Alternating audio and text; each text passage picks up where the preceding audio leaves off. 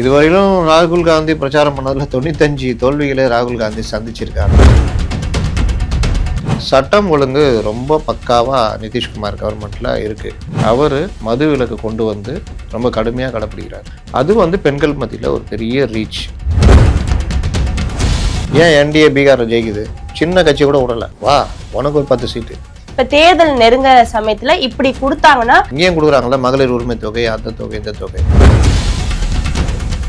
குடும்ப அரசியல்லேருந்து வந்தவர் லாலு மேலே ரொம்ப அங்கே இன்றைக்கும் அந்த வெறுப்புலாம் இருக்குது. தேஜஸ்வி அதை தாண்டி ஒரு ரீச் இருக்குது. அவருக்கு காங்கிரஸுக்குன்னு ஒரு தகுதி இருக்குல்ல. சண்டை போட்டு 61 தொகுதியில் நிற்கிறாங்க. 6 தொகுதி தான் ஜெயிச்சிருக்காங்க. இப்போ எலெக்ஷன் நடத்தணும்னு முடிவு பண்ணிட்டு அங்கே தேர்தலில் ஜெயிக்கணும்னு முடிவு பண்ணால் முழு நேரமாக இறங்கி ஒர்க் பண்ணால் தானே ஜெயிக்க முடியும். எனக்கு எதுக்கே இது, என் ஓட்டு என்கிட்ட இருக்குது, நீ தான் வாக்கு திட்டுன்னு சுற்றிட்டு இருக்கிற அப்படின்ற மாதிரி போயிடுச்சு. இதுலேருந்து காங்கிரஸ் பாடம் கற்றுக்காது. காங்கிரஸ் யார் தலையிலையாவது ஏறி உட்காந்து சுற்றுறது தான்.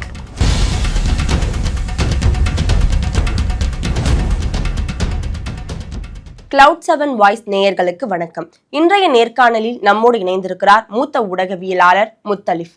வணக்கம் சார். வணக்கம் சார். பீகார் தேர்தலில் என்டிஏ கூட்டணி ஜெயிப்பாங்க அப்படின்னு எதிர்பார்த்தாங்க. ஆனா இவ்வளோ பெரிய வெற்றி கிடைக்கும்ன்றது ஒரு மிகப்பெரிய ஆச்சரியமா தான் அவங்களே கொண்டாடிட்டு இருக்காங்க.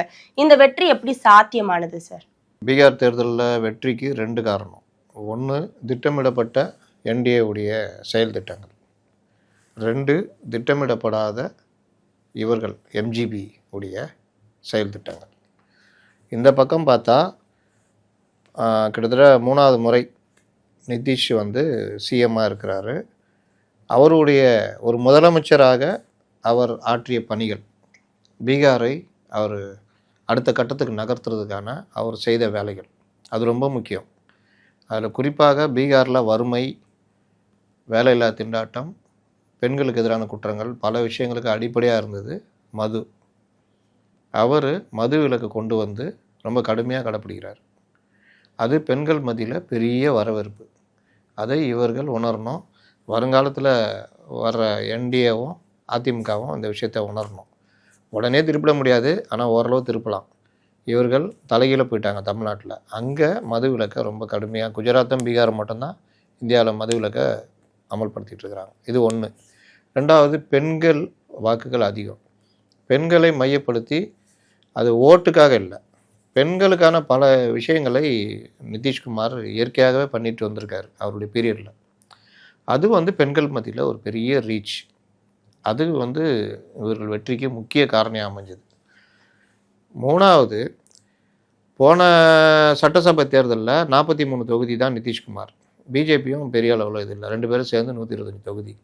அப்போது ஏன் இதுக்கு காரணம் என்னன்னு பார்ப்போம். சிராக் பாஸ்வான் அவர் ராம்விலாஸ் பாஸ்வானுடைய பையன். அந்த கட்சி பெரிய அளவில் வாக்குகளை பிரித்து அங்கே தேஜஸ்வி ஜெயிக்கிறதுக்கும் இவங்க தோக்கிறதுக்கும் காரணமாக இருந்துச்சு.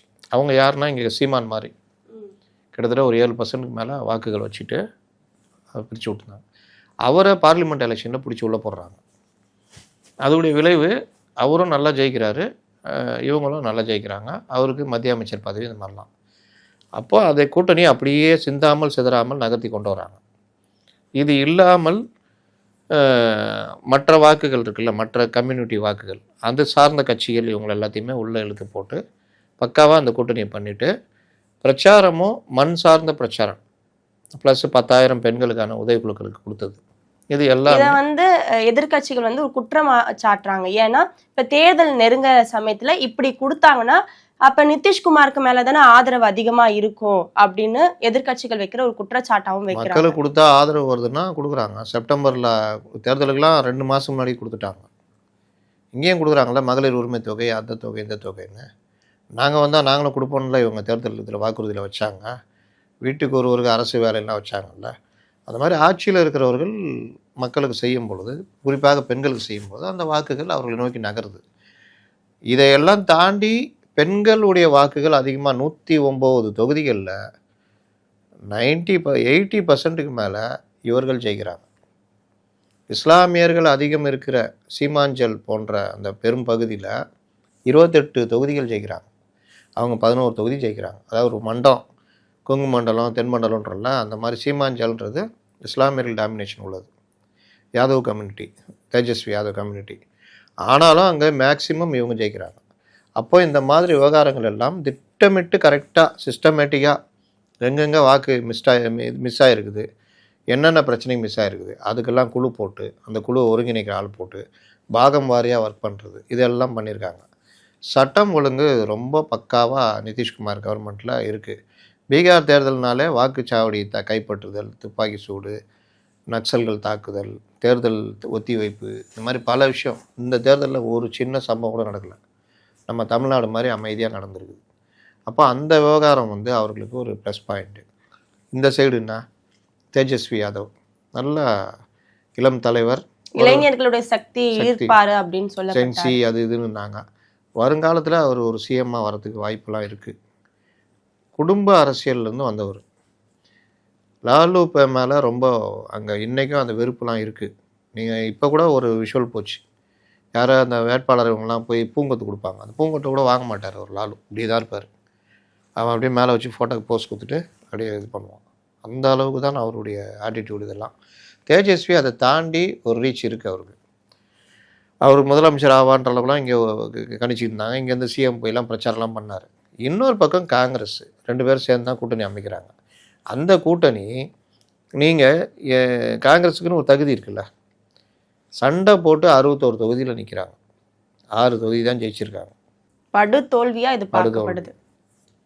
அப்போது காங்கிரஸுடைய அந்த ஸ்ட்ரைக் ரேட்டுக்கு ஏற்ற மாதிரி நிற்கிறது ஏற்பாடு இல்லை. அவங்க தொகுதியை சேர்த்து பிடிங்க நிற்கிறது. பிரச்சாரம் இங்கே பிரதமர், உள்துறை அமைச்சர், நிதிஷ்குமார் அங்கே ஸ்டார் வேல்யூ, இந்த மாதிரி பலரும் அங்கே. இங்கே தேஜஸ்வி ஸ்டாரு, ராகுல் ஸ்டாரு. ராகுல் எவ்வளோ நாள் போனார்னா பல நாள் போகல. இந்த தேர்தல் அறிக்கை வெளியிடறானே கூட போகல. இப்படி போகாமல் லாஸ்ட்டில் ஒரு கட்டத்தில் காங்கிரஸ்குள்ளே வெறுப்பாகி ராகுல் படத்தை போட்டால் பிரச்சனை வரும். ராகுல் படத்தையே போடாமல் பிரச்சாரம் பண்ணதெல்லாம் நடந்தது. ராகுல் எங்கன்ற கேள்வி பிரச்சார மத்தியில் ஒரு பெரிய பிரச்சனையாக போச்சு. அப்போது ஒரு எலெக்ஷன் நடத்தணும்னு முடிவு பண்ணிட்டு அங்கே தேர்தலில் ஜெயிக்கணும்னு முடிவு பண்ணால் முழு நேரமாக இறங்கி ஒர்க் பண்ணால் தானே ஜெயிக்க முடியும். எல்லாத்துக்கும் மேலே லோக்கல் பிரச்சனையை கையில் எடுத்து மண் சார்ந்த பிரச்சனை எடுத்தால் நீங்கள் உங்களுக்கு வேல்யூ இருக்கும். அதை தேஜஸ்வி பண்ணார். வீட்டில் ஒருத்தருக்கு அரசு வேலை, பெண்களுக்கான நிதி, மற்ற விஷயங்கள்னு. ஆனால் இவர் எஸ்ஐஆர் தூக்கிட்டு சுற்றினார். ஓட் ஷோர்னு சொல்லிட்டு கொண்டு போயிட்டு அது இவர் நம்பிட்டு இது இந்த தேர்தலில் பெருசாக ஒழிக்கணும்னு இவர் கொண்டு போகிறார். இவர் என்ன பிரச்சாரம் பண்ணுறாரு, எப்படி வாக்கு திருட்டு, அதில் பிஜேபி என்டிஏ கூட்டணிக்கு என்ன சம்மந்தம் இருக்குது, தேர்தல் ஆணையம் இதை எப்படி பண்ணி தேர்தல் வெற்றியை பாதிக்க முடியும், இதுக்கு என்ன விடைகள்லாம் அவர்கிட்ட ஒன்றுமே இல்லை. ஓட்டு திருட்டு அவ்வளோதான். எங்கே திருட்டு? இந்த பாரு வீட்டில் திருட்டு, இந்த பாரு காமிக்கிறாரு. சரி, இதை யார் சரி பண்ணணும்? போலீஸாக போய் பண்ண முடியும்? தேர்தல் ஆணையம் தான் பண்ண முடியும். தேர்தல் ஆணையம் எப்படி பண்ணோம்? திருத்த பணி, வாக்கு திருத்த பணியில் தான் பண்ண முடியும். அதை பண்ணால் அதை தப்புன்றீங்க, ஆனால் இவ்வளோ ஓட்டு இருக்குன்றீங்க. இந்த முரண்பாடு இது எல்லாமே ஜனங்கள்கிட்ட போய் சேரவே இல்லை. எலைட்டு மேல்தட்டு அரசியல் மாதிரி போயிடுச்சு. எனக்கு எதுக்கே இது, என் ஓட்டு என்கிட்ட இருக்குது, நீ தான் வாக்கு திருட்டுன்னு சுற்றிக்கிட்டு இருக்கிற அப்படின்ற மாதிரி போயிடுச்சு. இதனுடைய விளைவு தான் மொத்த மக்களும் உங்களுக்கு பெருவாரியான வெற்றியை என்டிஏக்கு வாரி கொடுத்துருக்காங்க. இப்போ காங்கிரஸ் இந்த தோல்வியை எப்படி சந்திக்கும்? இதுக்கப்புறமா அவங்களுக்கு ஒரு எழுச்சி இருக்குமா சார்? இதுவரையிலும் ராகுல் காந்தி பிரச்சாரம் பண்ணதில் 95 தோல்விகளை ராகுல் காந்தி சந்திச்சிருக்காருன்னு இதை வந்து பாஜக தரப்புல இருந்தே சொல்லப்படும். விரைவில் செஞ்சுரி நோக்கி போய்விடுவார் அப்படின்னு. இந்த தோல்வியை எப்படி சந்திக்கும் அப்படின்னு பார்த்தீங்கன்னா, ஒவ்வொரு தோல்வியிலேருந்து இவங்க பாடம் கற்றுக்கிட்ட மாதிரியே இல்லை. மத்திய பிரதேசம், ராஜஸ்தான், அங்கே இந்தியா கூட்டணியில் வச்சுக்கிட்டு இங்கே இவர் சனாதனம் பற்றி பேசுனதை அங்கே பெரிய பிரச்சாரமாக மாற்றினாங்க. அப்போ சனாதனம் வந்து எந்த அளவுக்கு இதுன்றதை இவர்கள் அந்த திமுக கூட கூட்டணி வைக்கும்பொழுது அந்த விஷயங்கள்லாம் பேசிக்கவே இல்லை. இது ஒன்று. நான் சொன்ன அந்த சார் பிரச்சாரம், இது பீகார் மண்ணுக்கு ஏற்ற பிரச்சாரமான்றதை முதல்ல இது பண்ணிடணும்.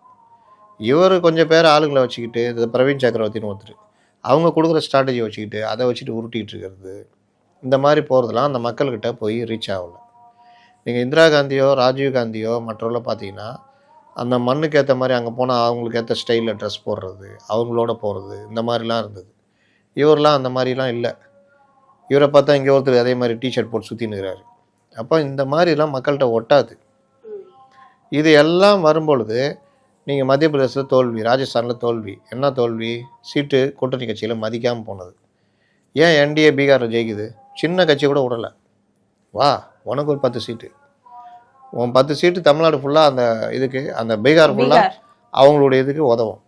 இன்னொரு கட்சிக்கு இவ்வளோ சீட்டு, நீ வா சிராஜ் பாஸ்வான், நீ வா உனக்கு இவ்வளோ சீட்டு, 29 சீட்டு, 19 சீட்டு ஜெயிக்கிறான். சிராஜ் பாஸ்வானும் நிதிஷ்குமாருக்கும் ஆகாது, டிடிவிக்கும் எடப்பாடி மாதிரி. ஆனாலும் நாங்கள் பார்த்துக்குறோம். அவர் பாட்டில் அவர், இவர் பாட்டில் இவர். அவர் சிஎம்மாக நிதிஷை எடுத்து தான் ஆகணும். ஏன்னா அவ்வளோதான் மைனாரிட்டியில் இருக்கார். இங்கே தேஜஸ்வியை இவங்க முதலமைச்சரா வேட்பாளராகவே அறிவிக்கிறதுக்கு ரொம்ப நேரம் எடுத்துக்கிட்டாங்க. ரெண்டாவது ஃபேஸ் 1 முடிஞ்ச அப்புறம் தான் அறிவிச்சாங்கன்னு நினைக்கிறேன். ரெண்டாவது உங்களுக்கு 11 தொகுதிகளில் சண்டை போட்டு போட்டி வேட்பாளர் நிற்கிறாங்க. தேஜஸ்வி இது ஆர்ஜேடியும் நிற்குது, காங்கிரஸும் நிற்கப்படுது. அங்கே 8, 9, 11 சீட்டில் 8, 9 சீட்டு இவங்க ஜெயிக்கிறாங்க. இவங்களுக்குள்ளேயே சண்டைனால அவங்க ஜெயிக்கிறாங்க. இப்படி இந்த மாதிரி விஷயங்களில் காங்கிரஸ் பாடம் கற்றுக்குமா வேணாவா? இப்போ தமிழ்நாட்டுக்கு 60 சீட் கூடுதல் தொகுதி வேணும், ஆட்சியில் பங்கு வேணும்னு கேட்குறாங்க. தமிழ்நாட்டில் உங்கள் நிலைமை என்ன? அப்போது கூடுதல் தொகுதி கொடுத்தா, இதில் 2011 அப்படி தான் ஒரு சண்டை வந்துச்சு. 60 தொகுதி கொடுத்தாங்க டிஎம்கே, 63 வேணும்னு கேட்டாங்க.